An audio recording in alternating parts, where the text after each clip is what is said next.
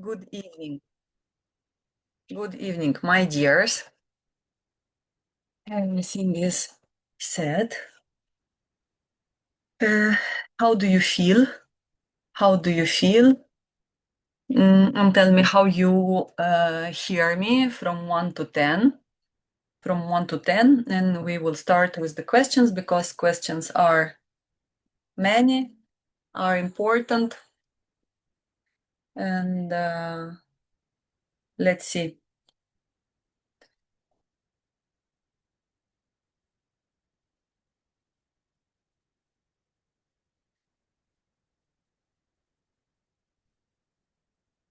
Hear you very well. Okay. 10. Wonderful. Wonderful. Okay, good, good, good. Then I will continue with the questions from the past time, and if you have more questions, then you just can write in the chat. Okay. Last time we something that I kind of forgot to summarize, even though it was understood, but I again want to make the emphasize the accent on the following thing. You were asking in regard to a lot of things, um, how to make sure that my child will understand this or do that, or when they are somewhere, if they will start, I don't know, eating, doing, thinking, valuing or devaluing, and million of such type of questions. And it's very, so basically it's related like to how can I bring up my child, and the answer, the general answer, the unfailable formula is always remember that we can give to our children only what we are, only what we have. It's just like in the material goods. Can you give to your child in inheritance the house of your neighbor? Definitely not. You can only give your child something that you are owning. The very same about the values, the very same about the habits. What habits you have, the child will understand. If you are generous, the child will be generous. When you are, everyone who has the cameras on, big regard, it always feels good.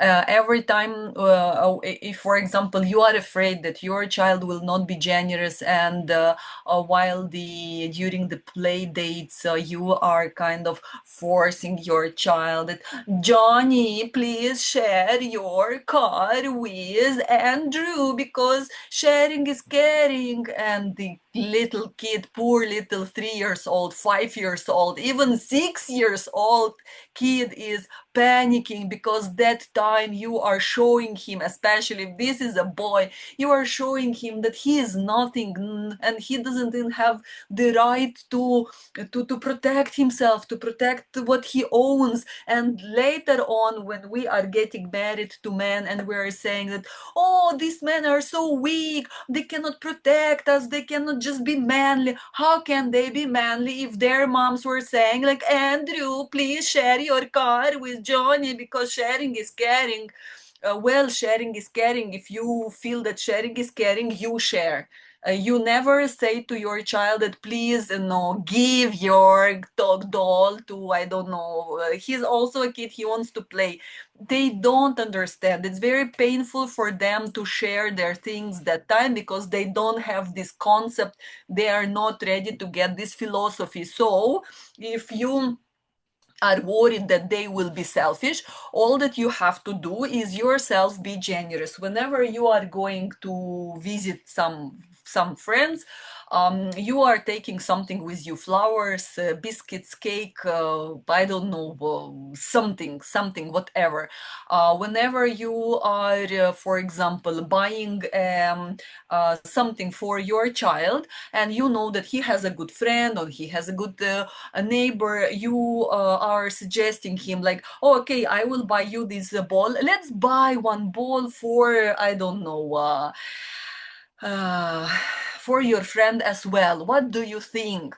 And then you will understand that your child himself or herself will start asking like, oh, can I give this? I want to give my, like they will become generous. Okay, so this was just an example to show you that the best education is our own example.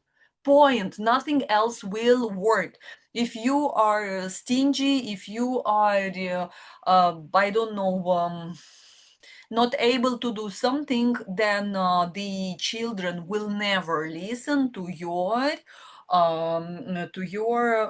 teachings. And the best, another second best results example is when the parents teach their children that smoking is bad while they are smoking, or eating sweet is bad while the parents are eating. It doesn't work that way.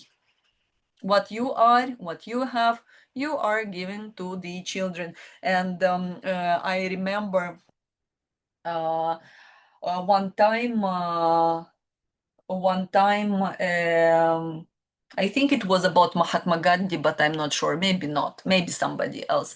A mother, yeah, definitely somebody else. So a mother with her small son came to, let's say, a guru or whatever, someone.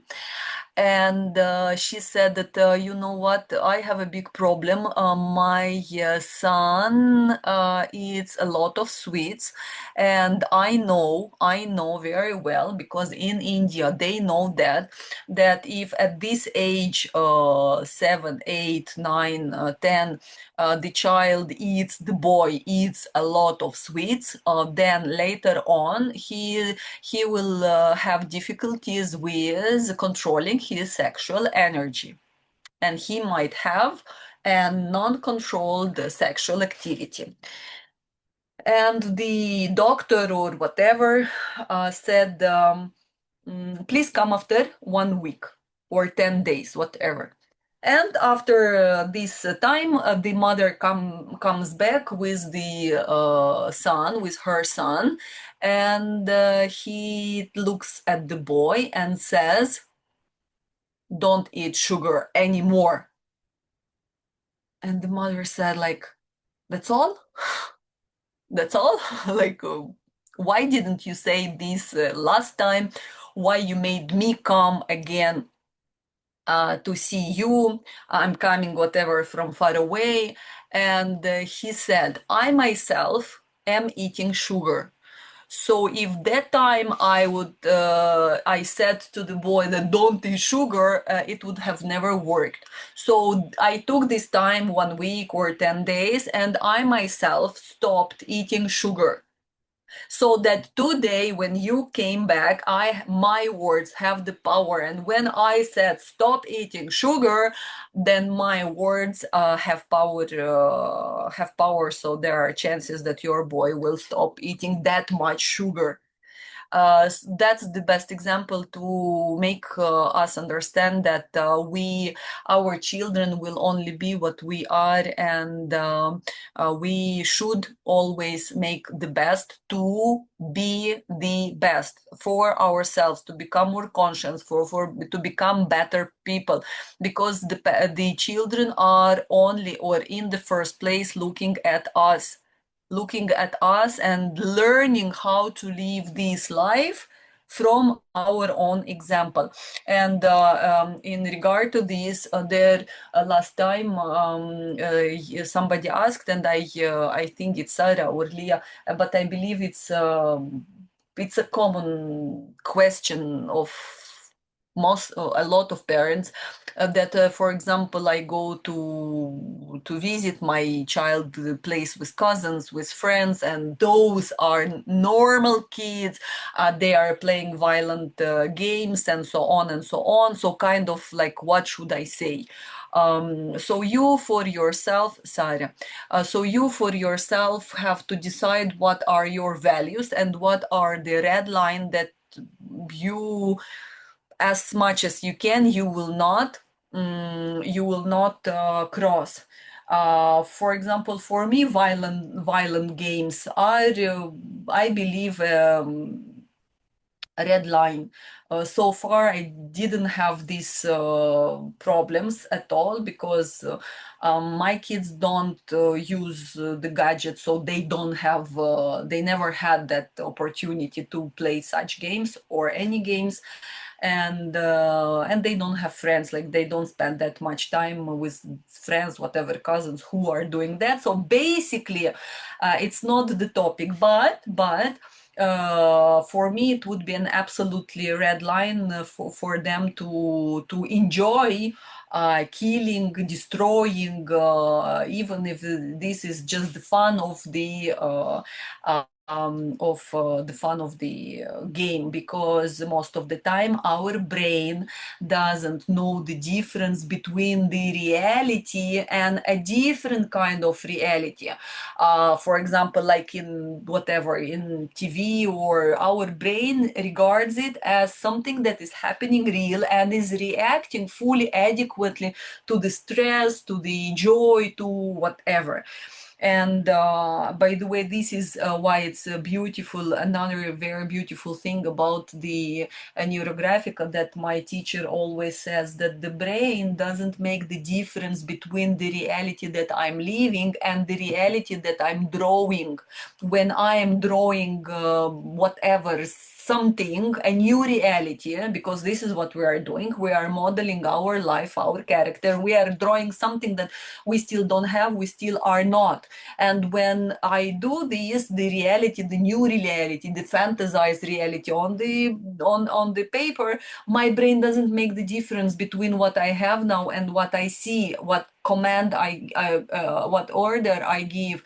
So he takes this newly drawn reality as reality as well. And when the amount of mm, energy generated by the drawing becomes bigger than the amount of the energy of the problem, so basically the reality that I've been drawing overgrows the potential of the problem, then my inner reality, the exterior, the material world around me changes. That is why, my dears, all we have to do always is keep on working on us becoming better, better, better, and spreading our values on our children. Sometimes with a strong no, sometimes with a strong yes, and so on. My children now, they have 15 and a half, 13 and a half, and they still don't have their mobiles. And of course everybody else has, and from long time. And like once in a year they nag, not once, maybe 5 times in a year they nag, especially that already their auntie gifted them, like she bought the mobiles other people promised. But like I said, no, you will not have mobile at this time. And I understand that yes, they would use it, they would need it for good things as well. I truly realize this, especially my elder son. Yeah, but I understand that they are still not strong enough to resist all the evil that the presence of the mobile brings. So I understand that it's not worthy. That's something that is that they will kind of benefit, whatever, use money, use whatever, but do not have, as long as I can, access to your mobile. And then I said that they keep on asking why. And I said, okay, you can have it. Like I told them, you will have your mobiles when you turn 18. That time I did my job. Hello, Annie.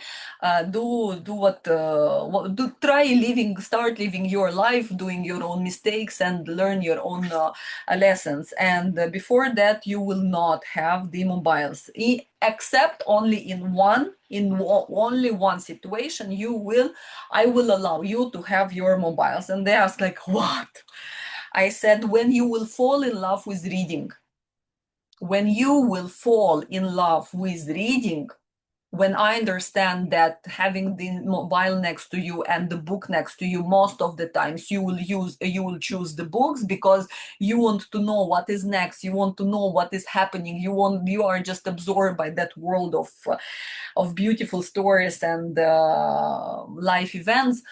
Then that time I will be more courageous to allow you having the mobile, because I understand you developed a love which basically never dies, for an eternal source of wisdom, of power, and of uniqueness. So kind of they try to fall in love with reading. They read more, and they realize that it's not that easy, that it's not just happening by reading. And that is how my no was very strong, and I'm really, as long as I can, I will oppose this, because it's very harmful for our children, no matter what anyone would say. It's just very harmful for our children. When our children, and that's the same for us, they stop writing. For them, the words mean a press of the button. The kids will grow as idiots, like people who cannot think, because when we write, we are developing the small motoric system of through the tips of our fingers. When we draw, when we do something, when we play the musical instruments, when we are writing, we are using this. When we are using the tips of our finger, our brain is constantly active. We are assuring to the brain its plasticity. We are developing, keeping active neuronal connections. We are growing as personalities. The people who are who stop writing, they will just be stupid people. That's all. In the world of AI, if I who doesn't hear me? Just Katerina or anyone else? Okay, Katyusha, it's your issue. Um, so it's very important to write, to think, to learn the grammar, so that the phone doesn't keep on suggest. You don't know how to write the word, and you are hoping that the phone will suggest you the right way. People are very excited and happy about these shortcuts into the AI, into the GPT, into the all these softwares that are making things easier for me, for you, for them. Yes, they are making things easier for them, but in order for that things not to harm you, you have to be super smart. You have to be clever, which people are not today. People cannot today. You will just be depend. Even the Anyway, I will not continue this topic because I will stop talking about more important things. But the thing is that you keep on growing as a personality, and the children will always have an example. Even though if during their years you will think that, oh my god, they are good for nothing, they are just lost in all the stupid, I don't know, interest in music and so on. It doesn't matter. The period of teenagers will pass, and the real life, the real qualities will come, and that time they will remember the examples, the good examples of you. On the level of subconscious, some programs different will be active, so your children will really have better chances to survive in this world, which is going very artificial. We don't know what destiny our children will be. Maybe they will be completely the opposite to what we were hoping. It's possible, of course, it's possible. But with my children, with any child, I don't know. But today, as a mother, if I can do something more for them, I will do. And tomorrow, I don't know, if they decide to eat meat, if they decide to eat eggs, if they decide to drink Coca-Cola, I will be upset, but I will, what to do? I cannot follow my kid till he is 55. Make your own mistake and clear your own. That's something, because I have so many things to do in my in my life. In UA, they restricted social media till the age of 15, new law, and lots of countries doing that. I would like to say too late, but okay, at least something is done. I don't know how they will do that because VPN is just doing the wonders. But at least in India, TikTok is banned for its stupidities. So at least people are trying. I don't know how this is controlled though. I also give my kids phone, but the amount of parents I see, I wouldn't give my kids phone, but the amount of parents I see giving kids the phone so they can eat in peace in a restaurant, for example, is crazy. Yes, it's really looks very ugly first. Very sad, secondly, how people spend time together, be it families, be it friends, be it anything. They are just, uh, everybody is just connected to their screens. The So whenever you understand that it's not part of your value, let's get to the example of the violent games, video games. You just say, "My dear, we don't do this," and it's normal. We don't do this. We don't think this, and allow the world to be ugly, to be mean. We cannot change, but we don't do this because it's wrong. For example, now my elder son is asking me, can I make a YouTube channel this summer and I can monetize it? I say, you can. Like, do you allow me? I say, depends. He say, depends on what? I say, depends on the content. Because to monetize something, you need to post stupid things, which I will not allow. And he says, stop this is stupid. I say, this is stupid, this is stupid, this is, yes, stupid, but like you can do it differently. And I said, like, I will never, I mean, as long as I have the right, I will never allow you to spread stupidity in this world so that you are the source of something stupid. Let's say not ugly, but really stupid. Because it's because we don't do this. Because we don't do this.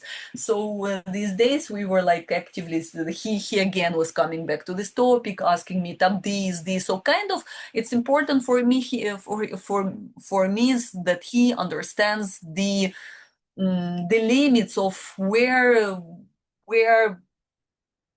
mm, that the money is not about money, that the things which should not be crossed in life. So I told him, whenever you cannot get an advice from anyone, you yourself ask a question. If everyone would be doing what you want, would be the world better that time? Would be people closer to God that time? If everyone would do what you do, or it would be vice versa, uglier. So, uh, anytime you want to do something, just ask yourself this, and you will understand. And never do ugliness for money. Never force money into your life because, and a different discussion started. Um, okay, I will, Leah. Then the another question was, we did the corrections, and alhamdulillah, the effects were good. Thanks God, at least for someone, the effects of the corrections were good because, I mean, definitely they are good, but at least on the surface, things really tumbled up like turmoil. So, how to keep the effect of the correction? My dears, the effect of the correction can only be kept with constant effort. Yeah, Shirin, I think it was yours. I'm happy. I'm happy for you. So here to say that the correction is not a miracle. It's not that we said a spell for some time and the pumpkin turned into a golden chariot. It's not that we launched, we triggered, we challenged, we activated inside us, inside our reality, a certain area. We awakened a certain area where we said, I want this something to be better. And kind of, if I want something to be better, I'm ready to do an effort. I'm ready to grow in this something. And when we do the correction, we make one step. For someone it's a bigger step, for someone it's a smaller step, but it's always one step ahead, even if the things got worsened, in the areas of what we've been working on. And so doing that step makes us, first, it gives us makes us be more responsible, so loads on us more responsibility, and on the second time allows us to be access to a more aware state. Moving forward always increases the awareness, increases the responsibility, and definitely increases the potential of the results, of the benefits, of the growth. But growth never happens in the comfort. Growth never happens through, I don't know, pleasure. You want a beautiful body, you go and you sweat in the gym. And if you decide, oh no, like why to gym if I can drink slim tea or take slim injections? Then you just destroy yourself. It's against, and you will understand the harm you did to yourself quite soon. And sometimes the mistakes are irreparable just because you wanted a, a fast result. And my teacher always says, where things happen fast, angels don't fly. uh, and mostly that time when he said this, he was referring to all these cheap marketing tools where they say places are limited and only now in the 30 minutes, if you don't do this or don't do that, then you will never be happy again, so just press the button and fast fast fast. Angels don't fly there. When things happen fast. When you want to lose 10 kgs in 2 weeks, in 1 month, probably it's also not normal. Angels don't fly there. And if angels don't fly there, then somebody else flies there. And that time, the price that you are paying is too high. It's not worthy paying it. That is why we did an effort. We started a journey where we said, I can do better. If you can do better, the life will start guiding you. How? Through giving you tasks, complicated tasks, easy tasks, so that you handle, so that you again enter in this area of growth. Something will be difficult, something will be scary, something will be irritated, but you will always be guided because you said, I want to change. And God said, okay, I'll be next to you. I will attach to you a tutor, a mentor with the wings, and they will always guide and really help you. That is why just maintain, be observers. It's not that you did something and it's forever. Nothing is forever. This is called responsibility. When you understand my every step, every single decision has consequences. The decisions, what I will eat will have consequences. What I will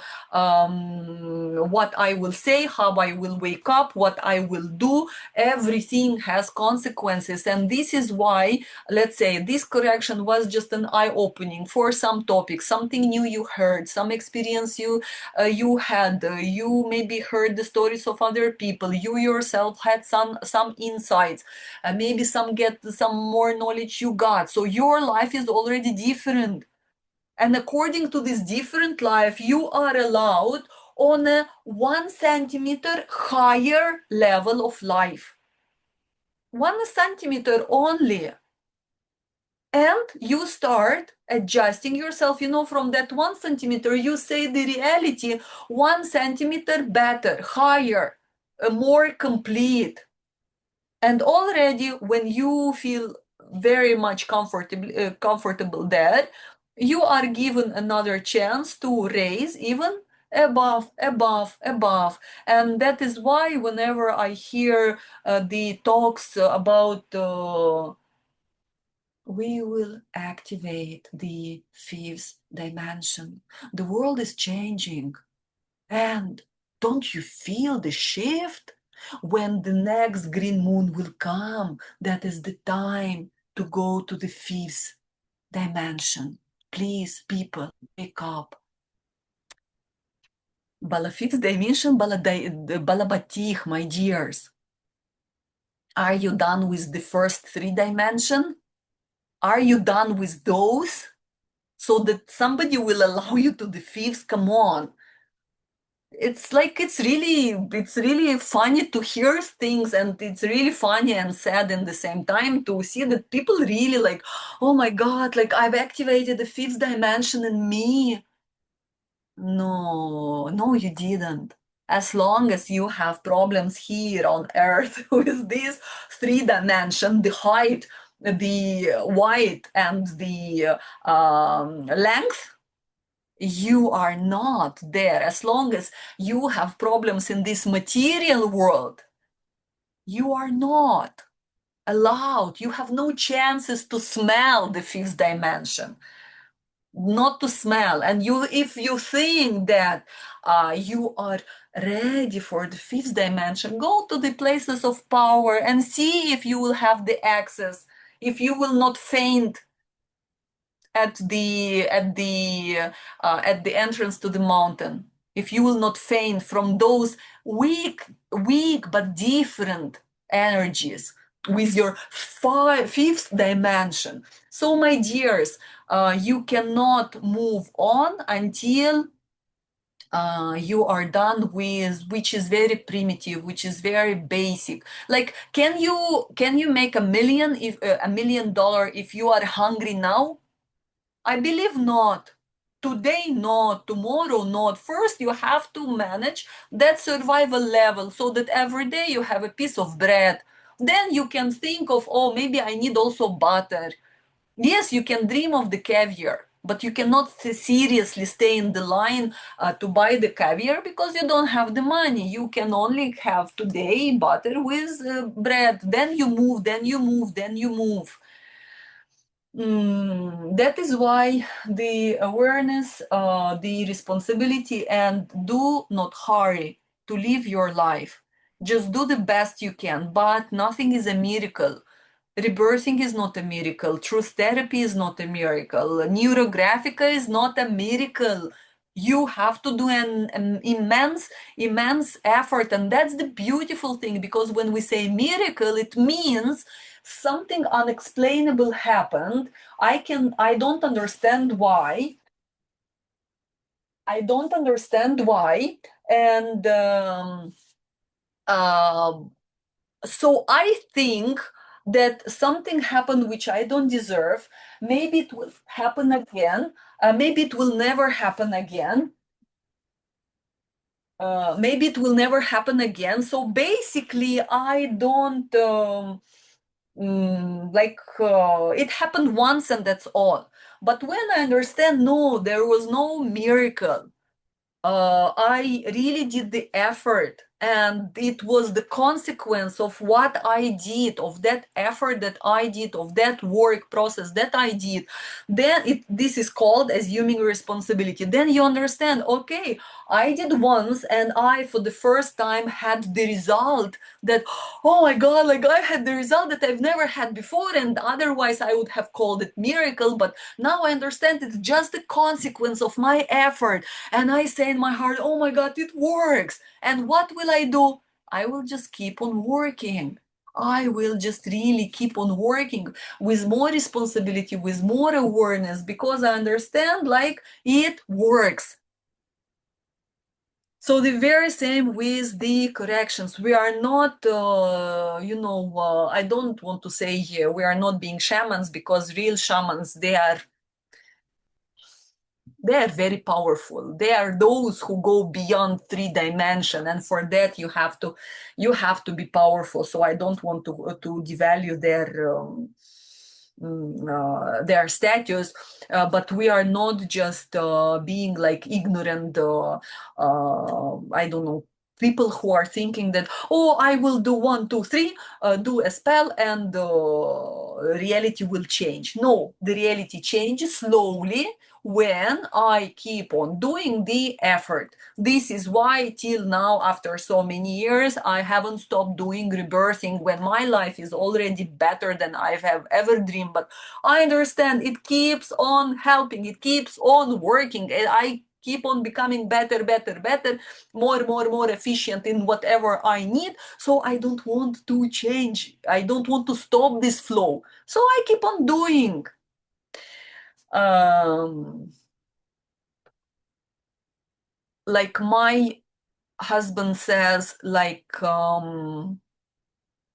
this undo me, yes, the Maggie, undo me, the Maggie uh, vermicelli or whatever. He says like, you want to have a Maggie life or you want to have a magic life? Because Maggie life, this is what people want.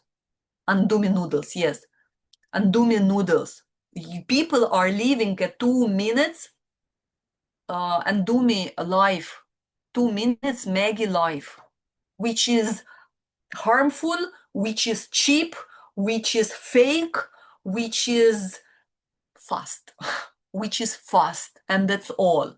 So, or you have a Maggie life, a very cheap life, or you have a magic life where you are the ruler of your life, where you rule, where you control, where you build the reality that you want.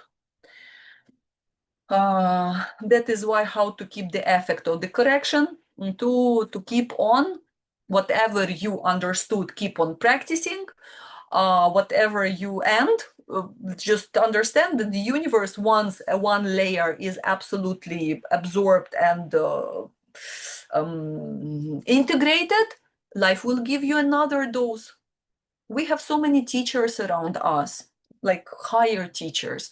Everybody is watching us. There are a lot of entities, powers that are very interested in us in a negative way. They want to derail us from our destiny. And on the positive side, who are doing the impossible things,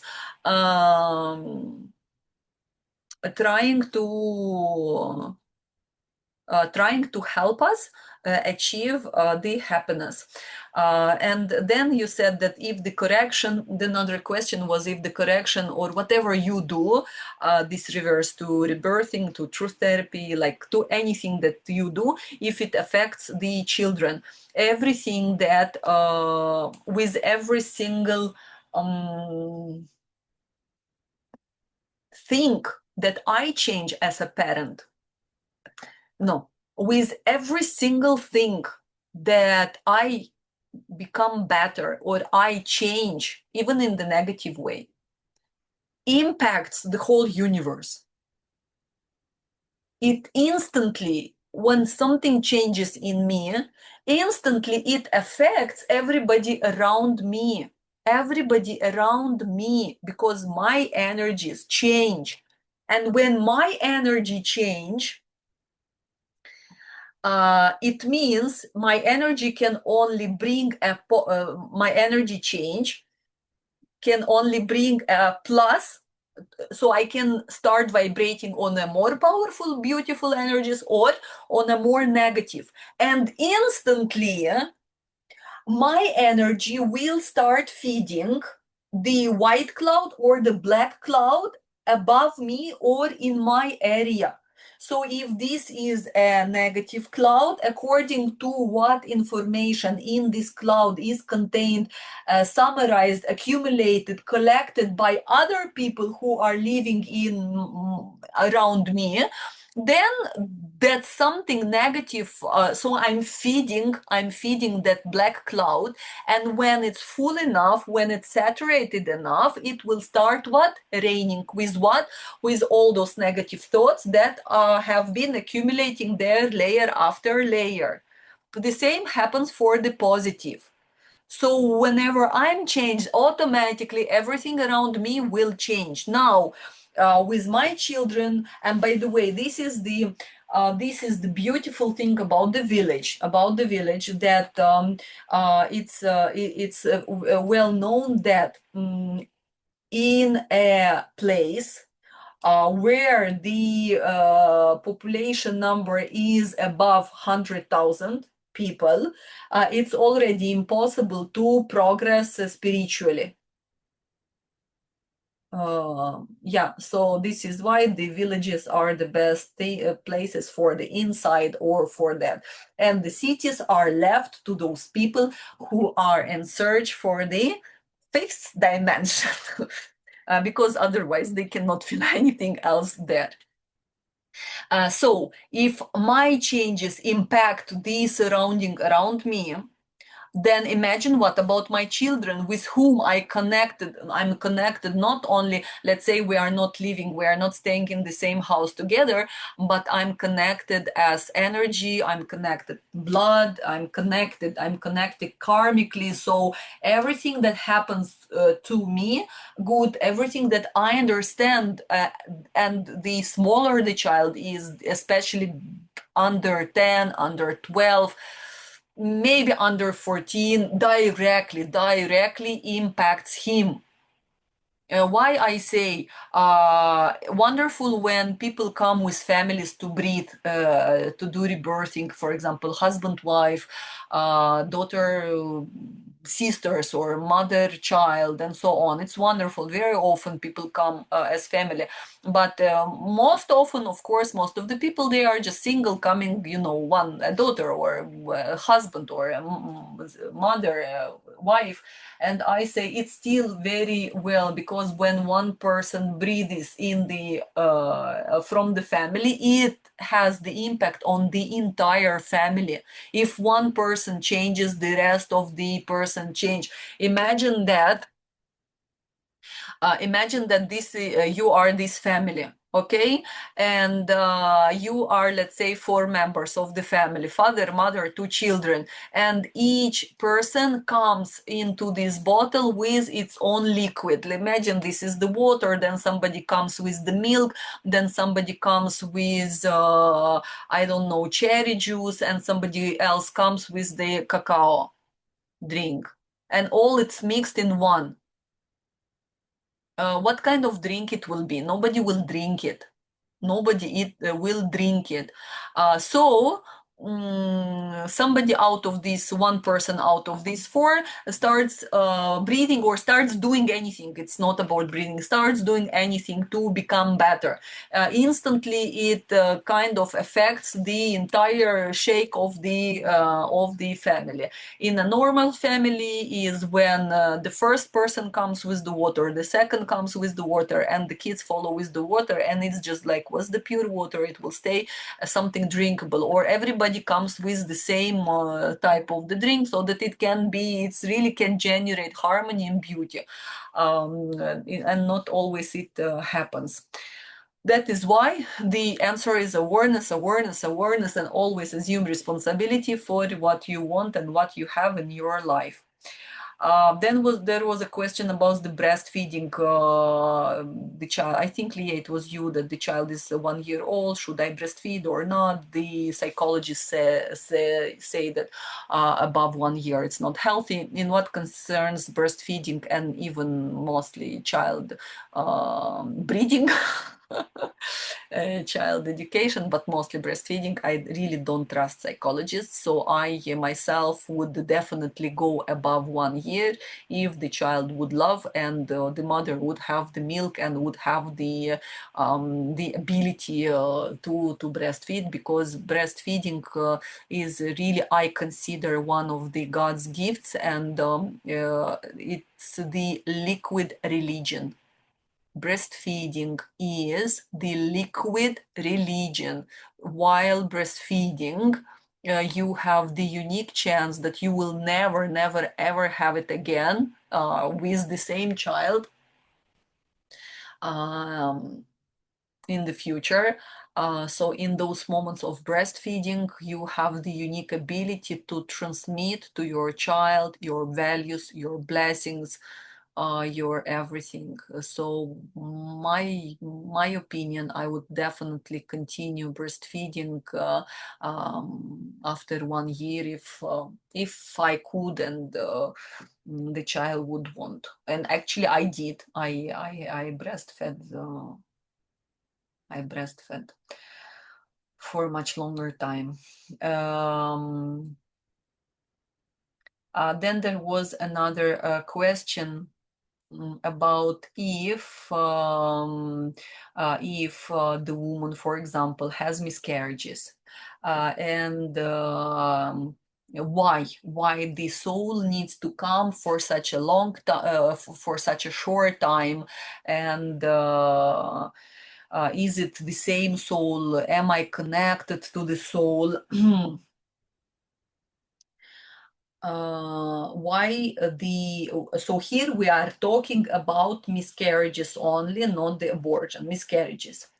The soul, very often the souls need to come for a short time. It's in our times, which is not normal. This is definitely not a normal thing, not for the soul, not for the mother. And but it's everything happens according to our level of purity,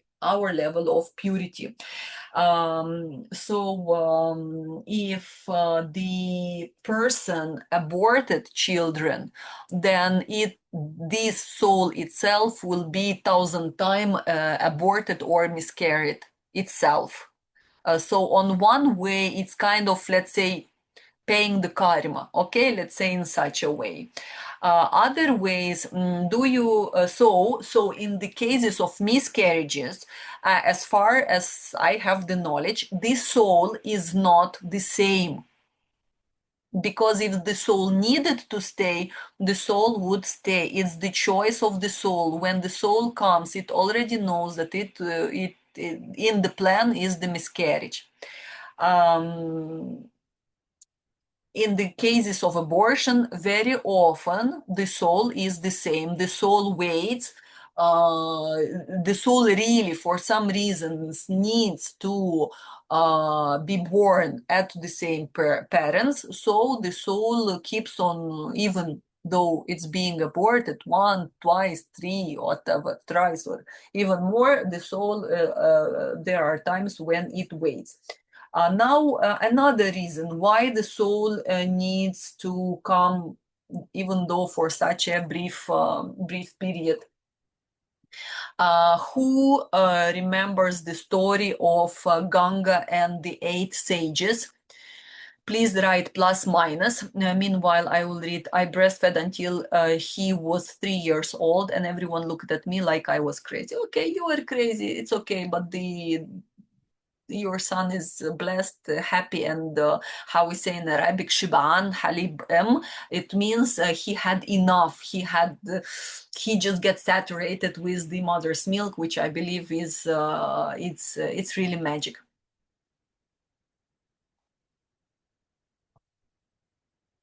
Okay, nobody. Um, so, this is a story from Vedic mythology. Uh, who heard the story of Ganga and the eight sages? So Ganga.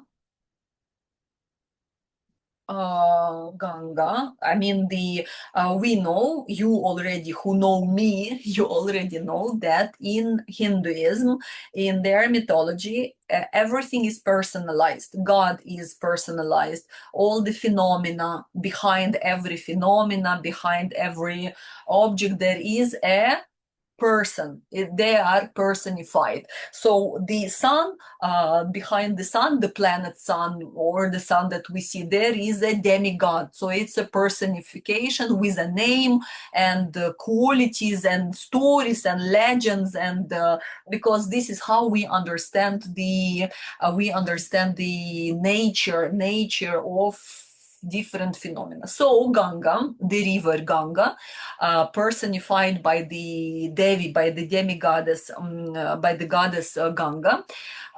She is the wife of the demigod of the big waters, the seas and the oceans. So you see, the sea and the ocean are masculine, and the rivers are feminine. The rivers are under the care of the Ganga.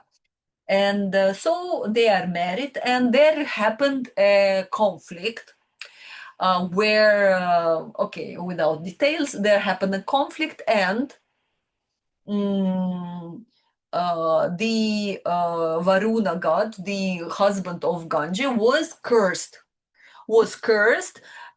to be born on earth. So they, being the dwellers of the heaven, for them earth is like a trash bin. It's very ugly. For them, coming here, it's like for me going to the slums somewhere. For people in the slums are very okay, are very good. They have the comfort, they have, like, for them there is very well. But for example, for me to go into the slums, I would feel really very extremely bad, and I would just dream, oh please just take me out of here. So for demigods, the very same is with the planet earth. We kind of feel good here, but for them, it's absolutely bad thing. So her husband is cursed to be born on earth, but still, he's a demigod. He is a higher personality. So they said, okay, you will be born on earth, but at least to make sure that you will feel more comfortable there, you will be born as a king. So Ganga was very upset that she'll have to be separated from her very much loved husband. So she's walking on those realms, very sad. And she sees that towards her are coming eight sages, eight rishis, eight wise people. And they are also very sad because they also had their story, very beautiful story. Maybe one, I think it's we should start, I don't know, periodical story telling times, because they are so interesting, and knowing them helps us understand the nature of the life around us, because all those myths are alive stories, which are attuning us to a better understanding of higher laws. Um, so she sees those eight sages coming towards her, and she says like, oh, like my salute, I salute you, like why are you so sad? And they say, oh, Ganga Devi, we are also so happy to see you, and why you are so sad? So two sadnesses met together, and they said, those eight rishis, they said that, you know what, a very bad story happened with us, and we've been cursed to be born on earth, and now we are just we will lose so much energy, we will lose so many fruits of our practices, of everything, just for this stupidity that happened to us. And um, uh, and this is why we are very, very, very sad. Ganga, as a woman, she just very fastly calculated everything, and she said, like, would you like to be born to me on earth, like I would be your mother, and a king, who is actually the Varuna, the demigod of waters, would be your father? Like, would you like that? And they said, oh my God, like really, like instantly the curse turned into a blessing. And oh my God, like to be connected in this way to you is just the biggest honor that we could ever think. And na na na na na na. Of course, yes, of course, we would love to. So she says, amazing. And they told her, like, look, seven of us, we did not the mistake. We were just present, but it's not us who made a mistake. This is why we've been cursed, but in a light way. So we are only, we don't have to live the entire life on earth of a human. We can only be, we have to be born, and then instantly we are ready to live, to live back. This is why when every time I, like each of us will be born, the moment we are born, just take us into the river, throw us into the river, drown us, so that we just happily come back fast home and continue our job. And this one, number eight, actually, whose fault it happened, who did the mistake, he is the only one who was cursed to stay the entire life on earth. And it's a very beautiful story who this personality is eventually. So he's the only one, you will only keep him for your entire life. The rest of us just kill us on the spot so that we can come back.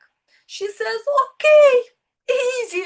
So she comes on earth. So, you know, she's been just traveling between up and down to make all the arrangements. Another story how she did all the arrangements. Eventually, her husband is born as a king, he grows, and then she comes on the bench of the river when he was hunting as a young man, and she was so beautiful, and he was young and also handsome, and he was, of course, not remembering anything.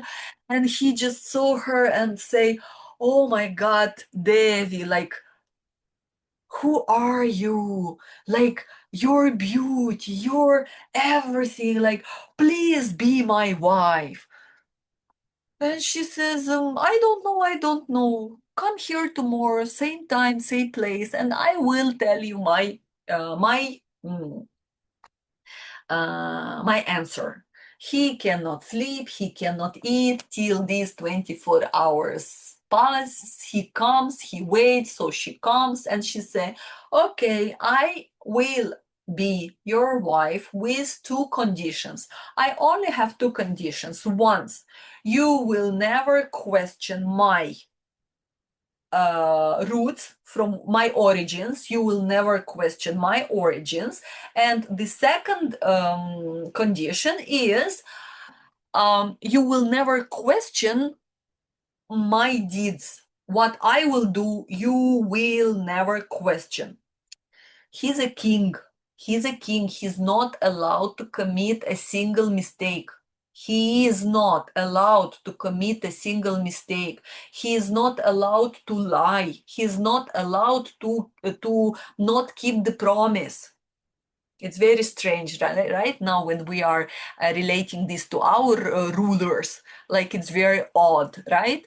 So, um he's thinking like, she's asking such things from me, but look how beautiful she is. She's definitely not a normal human. Probably she's kind of a demigoddess, so definitely she cannot do something bad. So definitely she will not put me in a bad situation, and definitely she will not do or make me commit a sin. So he said, okay, Devi, be as you want. I will never ask about your origins and I will never question whatever you do. She said, okay. So they got married and they enjoyed thousands of years, and eventually she got pregnant. He's happy, she's happy. The child is born, the first son. And when he's born, she just takes him to the river and drowns him. The king is shocked. The king doesn't understand. The king is in pain, but also he's in love, and he remembers that she told him not to question. No, no, no. So he kind of, okay, he lets it go. The second child is born. The same thing. She just the newborn is arrives. She takes him to the river, drowns, and the second, the third, fourth, fifth, sixth, seventh, he's overwhelmed. Number eight is born, and he said, enough. The king says, enough. I cannot hold it anymore. I will not allow you to do the same with this son. Who you are? What are you doing? You're a monster. Like, I cannot understand. You've killed my seven sons. Now, probably you want to kill this. No, no, no, no, no, no, no, no, no, no, Badish. And she says, Shanti, Shanti, Shanti. And she said, like, now listen. And she tells him the entire truth. And then she says, like, and now goodbye, because that was our agreement, that first you will not ask about my origins, and you will never question my deeds. Now I have to leave. So the moral, the story continues. The story continues in a very beautiful way, but the question regarding this question, um, there are souls. So we said the negative way, one of the negative story where the soul needs to kind of pay the sin of abortion, doing abortions, by being aborted itself, many times.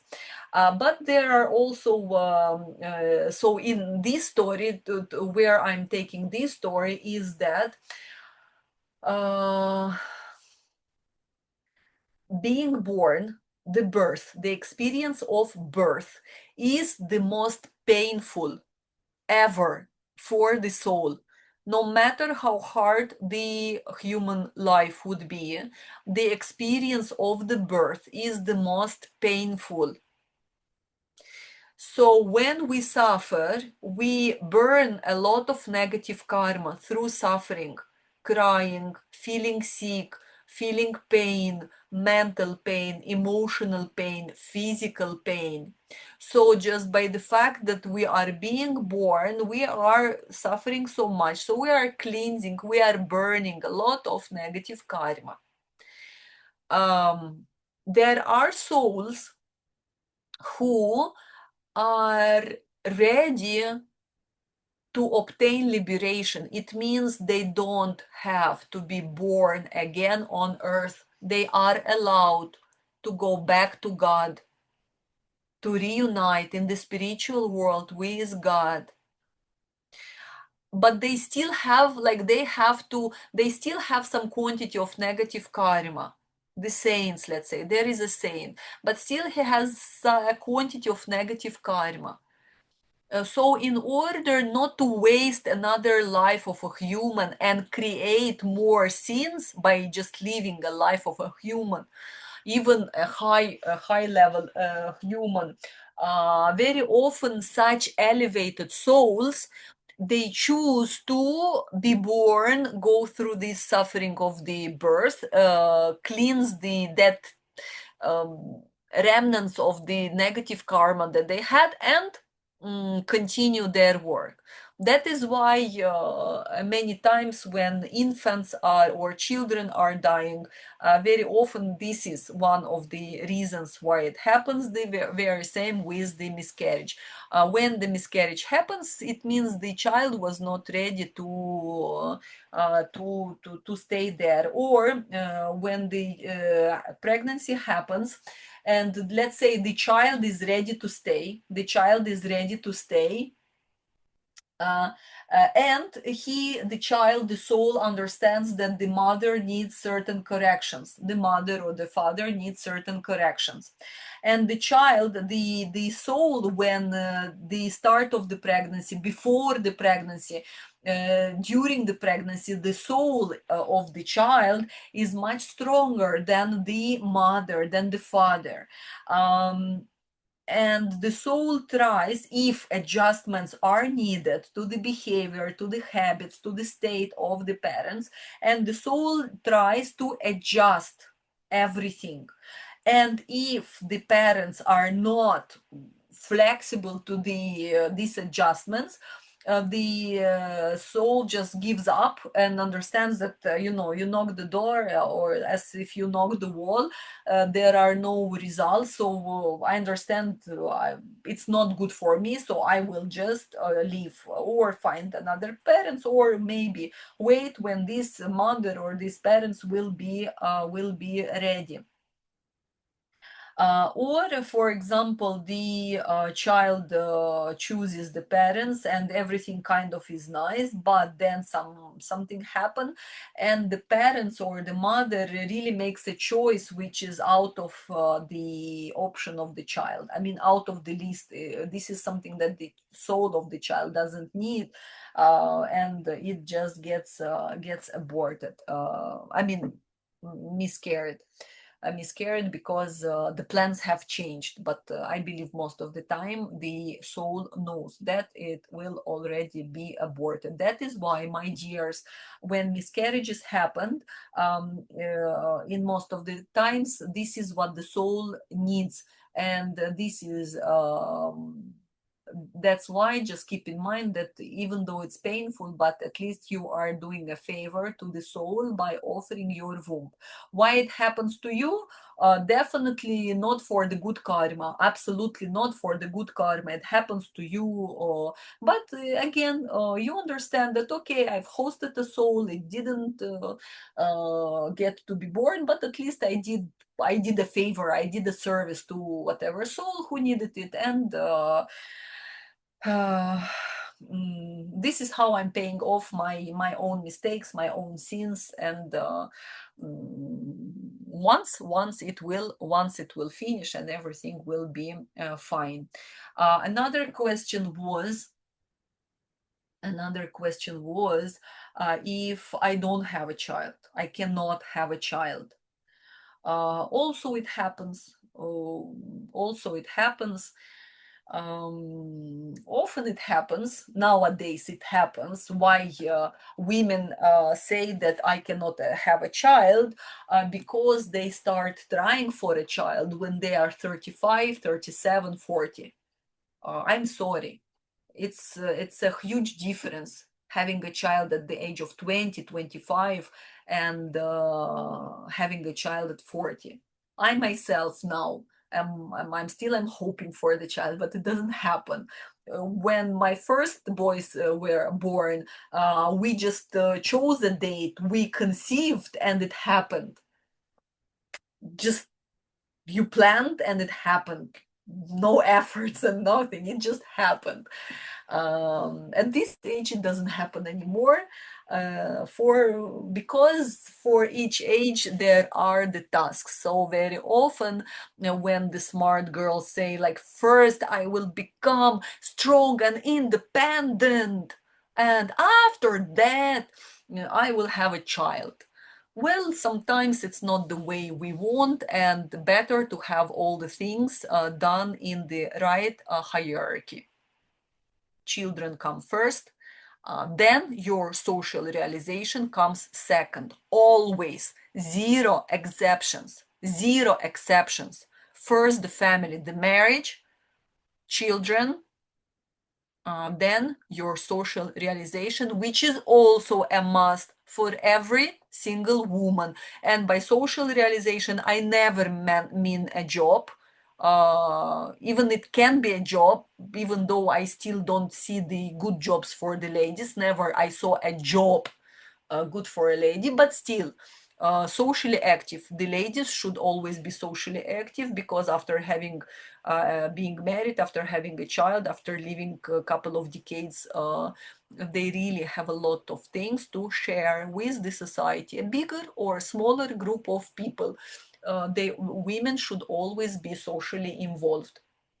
uh, the why the children why a lady cannot have children, for different reasons. Definitely it's karmic reasons.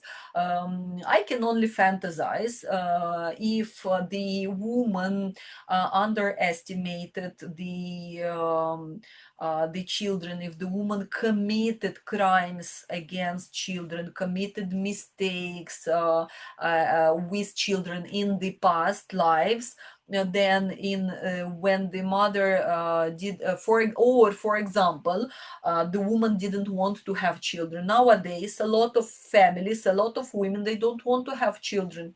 They buy dogs, cats, and they are more than happy with that. They don't want. Is that normal? No, it's not normal. And what they say, oh, this world is so mean, and kind of we are conscious, we are doing this, that, so why to bring a soul to suffer in this mean world?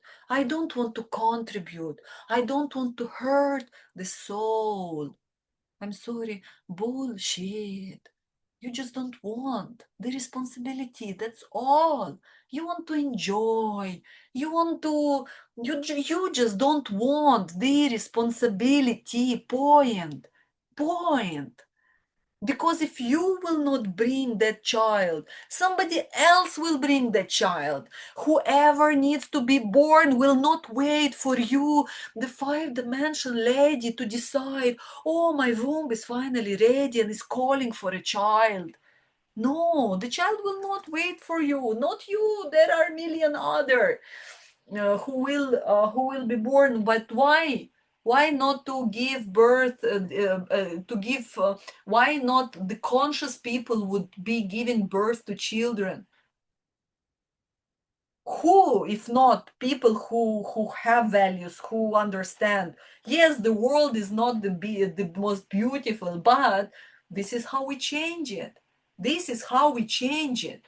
I'm already, I don't know, traumatized, didn't manage to do because I had to heal from my points. But when I have the chance to bring a child and from the start help the child realize their mission in the most beautiful thing, bring happy children in a beautiful way into this world, so that they can multiply the beauty in this life. Why not? I didn't manage, but maybe my children will, and their children will follow, giving birth to more and more and more happy generations. Uh, let's say the lady didn't want a child, so there comes this new life where she wants a child, but she cannot have. And she is somewhere suffering, because most of the people who cannot, most of the women who cannot have a child, they really are suffering. They are really are in pain. And uh,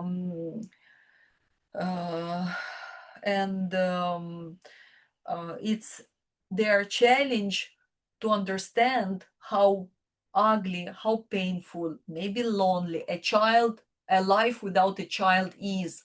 So kind of in the past life, they neglected the blessing they had. Maybe they had the children and they didn't treat them well.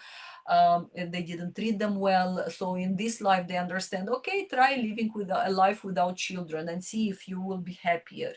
so on. So definitely not having children in this life is a consequence of some mistakes related to children, motherhood from the past. What to do? What to do? Start serving children, because mothers, there are many types of mothers. Mother is not only the one who gives birth. Nowadays, many women who gave birth to children are not mothers. They are just a woman with a child. But she's not a mother, not even close to a mother. She's just a woman who has a child.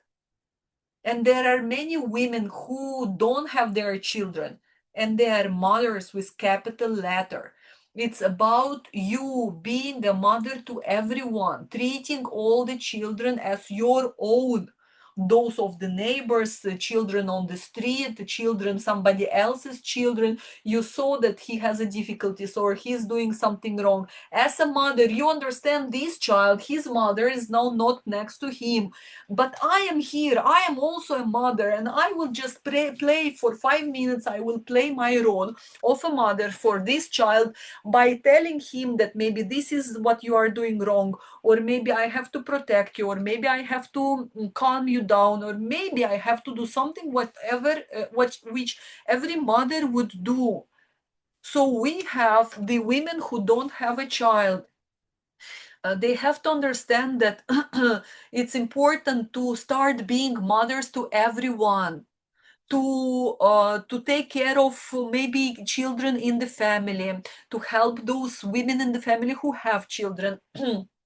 To start doing some service in the in some kind of orphanages, in some kind of maybe hospitals of the child, anywhere, to help a mother. Maybe your neighbor is a mother first time with a newborn, or maybe she's a mother with 5 children, but she has another number 6, and she's just so tired. So you just once per week maybe say, look, I have 2 3 hours, I can help you. Just tell me when to come, and I will do whatever you need so that maybe you can just go and read or sleep or take a bath. I will just stay and with your children or with your child, just, find someone, a mother around you, a child around you. Activate that energy of the mother. Of course, most of the people now are going for the IVF. I mentioned already last time that I consider this is wrong. I believe this is wrong, because if your body cannot carry a child, it means you are not ready for a child. God doesn't today allow you, doesn't give you the gift of being a mother. It means something inside you is not attuned for motherhood, because the body comes secondary after the subtle, after the emotions, after the consciousness subtle. So the body only follows the mindset. It means there is something inside you which is not ready for a child. So when you want to go for an IVF, you want to force the universe for a child. You want to prove God wrong, and you say, what, you think you are smart? Like, didn't you see there is an IVF laboratory? I just can go and have a child. It doesn't bring happiness. It really doesn't bring happiness. So all those ladies who didn't manage to get a child even with IVF, just don't be upset, because I believe this is a blessing. And everything that is related to uh, human engineering is demonic. IVF inclusively. Your children are grown in laboratories, in the bottles, and it's not right. The child, the coming of the soul in this universe is the biggest miracle that we can never do artificially, and we can never, I mean, this is the biggest miracle. of life, bringing life. Just understand that a woman, how powerful the woman is. A woman is a mediator between two worlds, the material worlds, material worlds, and the world of, let's say, death or the other world. So basically, this transformation comes when something comes in the belly, grows. I mean, it's such a miracle. This is why whoever messes up with this in this area will be cursed for 7 generations ahead. Just imagine, will be cursed for 7 generations ahead. I mean, the person and the 7 generation that will follow. Is it worthy? All the doctors who are, for the sake of their own comfort, doing the cesareans, doing the abortion, interfering. If you are advising, I don't know, someone to do the abortion or to do the cesarean, or you are, I don't know, let's do it earlier because it's my, I don't know, it's your father's birthday on that day, so just make the present to your the grandpa or the baby, and it's really the price is too high. The price is too high. This is the area of the divine. We are not allowed to interfere. So a long time ago, my teacher told me that, uh, and I personally believe, I see the sense, and I believe that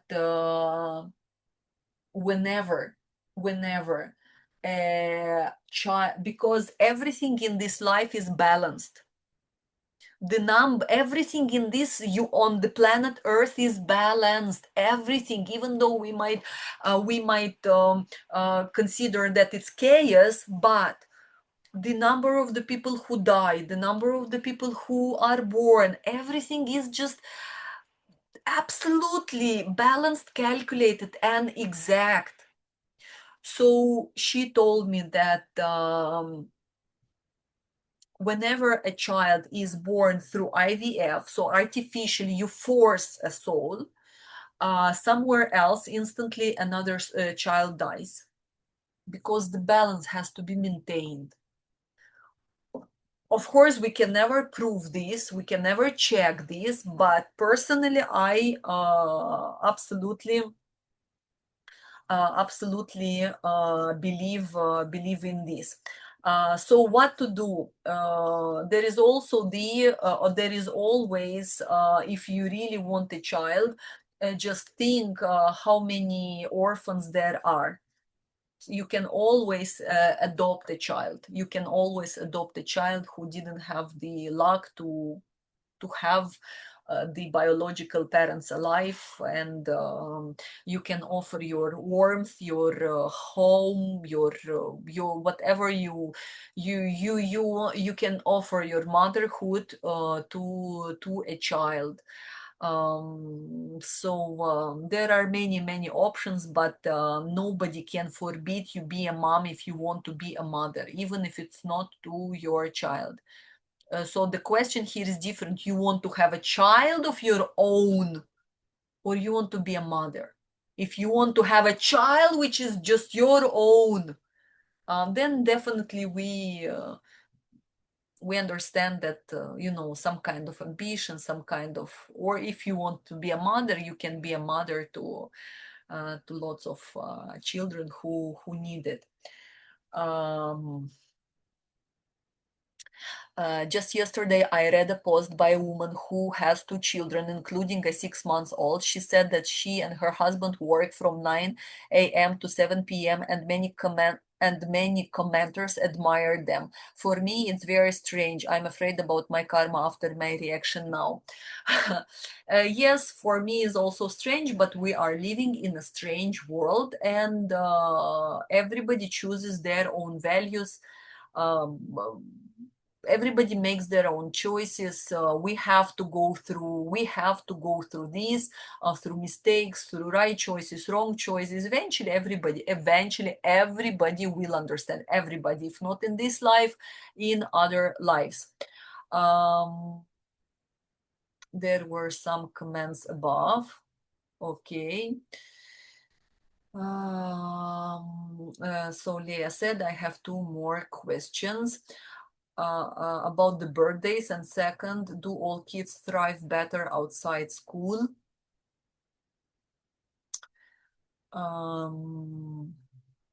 So about the birthdays.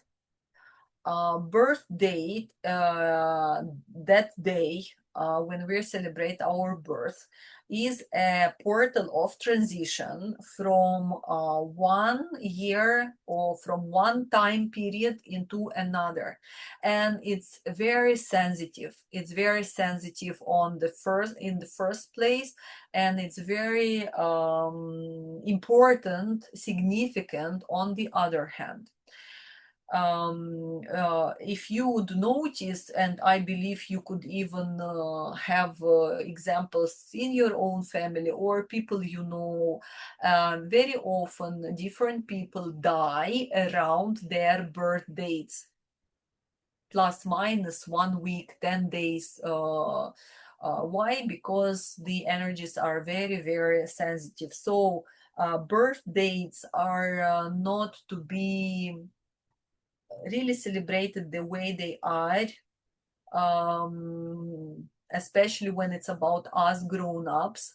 It's very important on that moment because there is astrologically, so when happens the birthday, when happens this transition, when the sun of today, yes, let's say today is my birthday.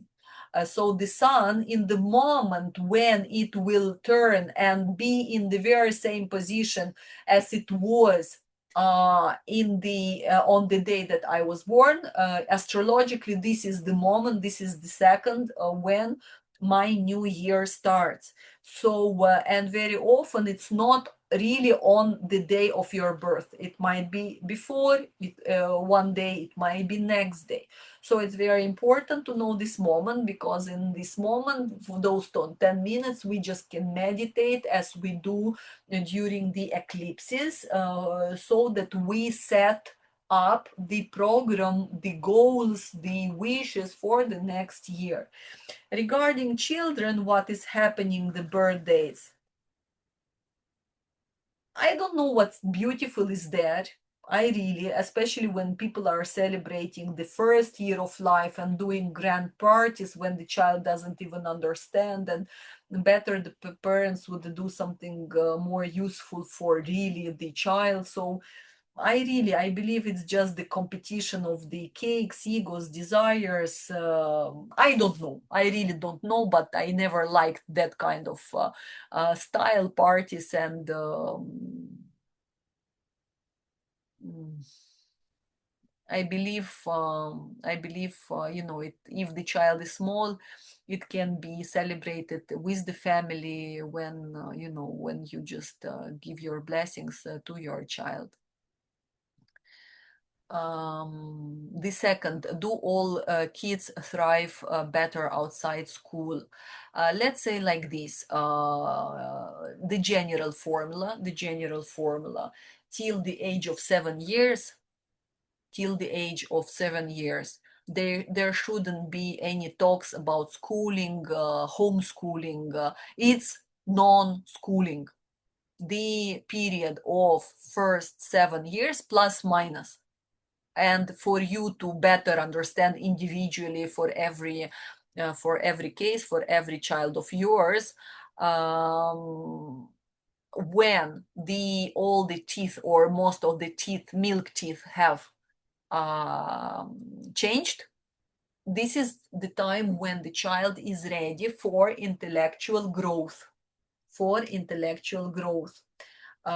If you start uh, uh, if the child is forced to intellectually develop before that period, the child will manage, because the child is very adjustable entity, and it will really shift the focus of the development from the inside, from the immunity, from the health issues on the outside, socializing and being intellectual smart. But if your child is intellectually smart at the age of 3, 4, 5, and it's very sociable, believe me, this is not a good, it's not a good sign. It's not a good sign. Because when the child develops intellectually, the inside processes uh, stop, slow down. Let's say not stop, they slow down. So this is a detriment towards the inner development. So till the age of 7, I would say don't even think what to do, which school to choose. Don't choose. Or if you are forced for some reason, you are not ready to keep the child at home, just always choose not the school, choose the teacher. Do not choose the school. I mean, it's not worthy. Making your child 1 hour in the morning, 1 hour in the afternoon spend on the way in the bus, going and coming from school, because it's a Waldorf or Montessori. Believe me, it means nothing. It means nothing.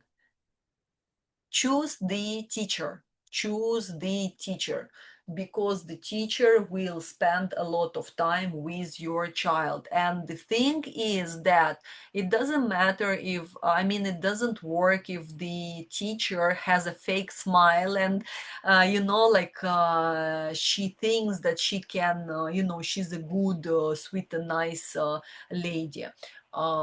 The communication happens from heart to heart. All the values of that person will automatically be shifted on your child as well. So do you know the values of the person who spends most of the time with your child at such a fragile age? So it's important the teachers.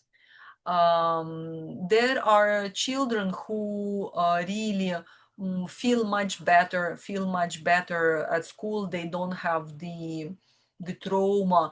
But again, when mothers, out of desire to escape the guilt, they say that no problem, my child loves the kindergarten. First day he or she cried, and after 4 days everything went well because your child cried, because really the child was not sure if you'll come back or not. The child was thinking even that you even abandoned, that you don't need, that the interaction with other people there is maybe scary for your child. So the child had really, really, really fear, trauma, scared, and they cried, trying to make you understand that, come on, it's really harmful, and you ignored. So for the child not to go crazy, the survival mechanism launches, and the child understands that the crying will not be answered, his necessities and demands will not be answered. So the child stops asking, but it doesn't mean that he or she adjusted and they really feel good. I really know that there are people who are really ready easily to interact at a younger age, to be independent, and they really, really feel good at home, but at the school, nursery or at school. But here again, my dears, it's not about school or not school. It's about, it all starts with us.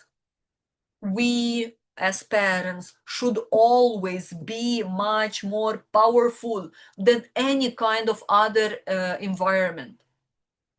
We should have that impact on them, that even though if at school the teachers are not good, the environment is not good, but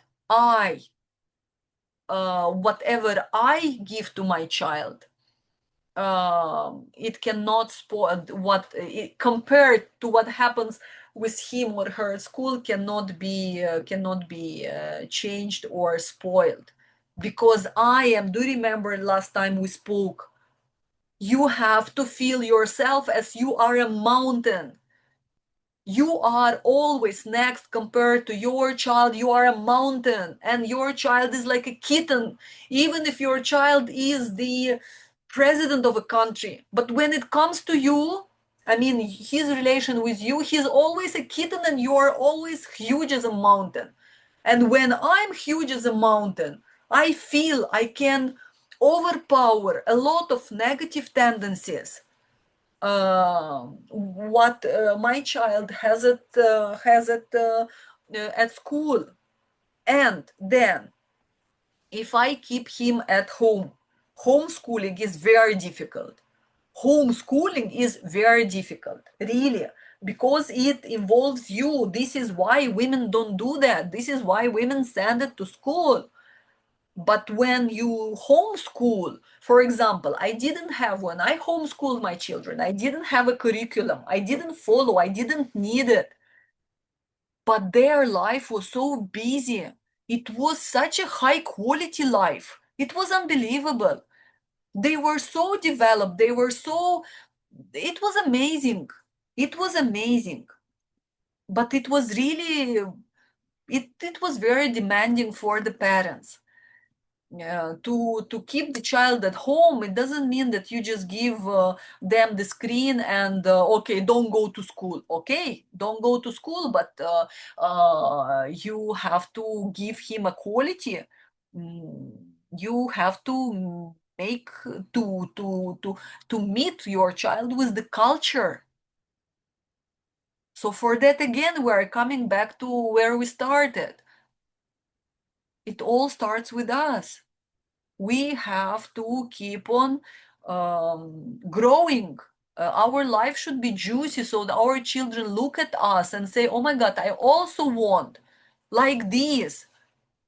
I hope my child will not say, oh my God, like anything but not like my mom.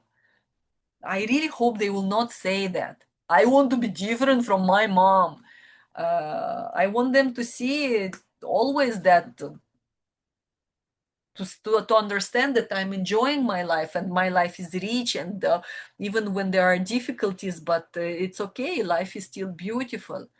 This is what example I want to give, and I hope I am giving.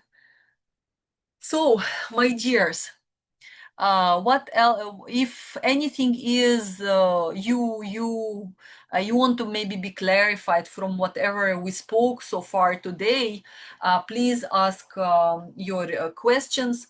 I can explain maybe differently, or maybe give a more mm, uh, I can give a better answer if. Okay, then I see there are no questions. I hope it was useful. I really hope it was useful. I hope you got your answers. Those who asked the question but were not present today, you will see it in the recording. And I'm wishing you to enjoy your motherhood the way it is, to keep on always improving yourself as a mom, to always be happy as a person, as an individual person, and so that you are happy, your children are happier, and they can really change this world towards better, and generate harmony in this world. I'm thanking you for your presence, for your questions, and we stay in touch on all the groups, on all the groups that are uniting us. Thank you, my dears, and have a beautiful evening.